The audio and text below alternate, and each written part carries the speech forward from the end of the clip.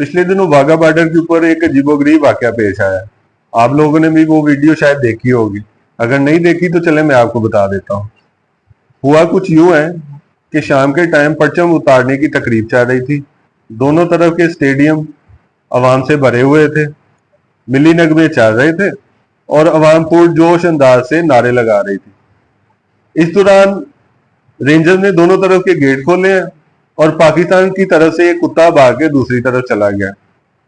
तो लोगों ने इसे बड़ा फनी वे में लिया, मगर मैं तो ये समझता हूँ कि उसने भी इस मुल्क से भागने में ही आफियत जानी होगी, क्योंकि अगर गुज़श्ता 5 सालों में पाकिस्तान छोड़ने वाले लोगों की तादाद का तखमीना लगाया जाए तो वो पता है क्या है। अगर आप 2019 का डाटा उठाकर देखें तो तकरीबन 1.9 मिलियन लोगों ने पाकिस्तान को छोड़ा है। ये 19 लाख लोग बनते हैं। 2020 में ये तादाद बढ़कर 21 लाख हो गई।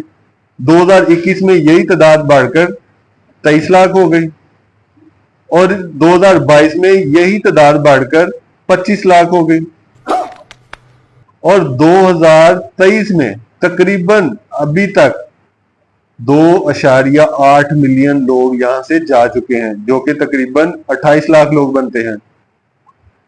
चले इन अदादोशुमार में ये लोग भी शामिल करते हैं जो मुलाजमत, तलीम या वैसे माइग्रेट होने के लिए पक्के पक्के यहां से मुल्क छोड़ के चले गए हैं।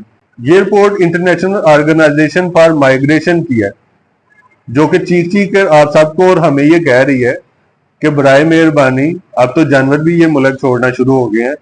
25 लाख, 28 लाख, 30 लाख लोग सालाना की बुनियाद पर ये मुल्क छोड़ रहे हैं। तो आप लोग कब अप्लाई करेंगे? आप कब ये मुल्क छोड़ेंगे? मुल्क तो अब खुद मुझे लग रहा है कि ये कह रहा है कि आप लोगों से बेहतर है कि मैं खाली रहूं। तो मैंने सोचा कि चलें आपको भी ये रिपोर्ट शेयर कर देते हैं।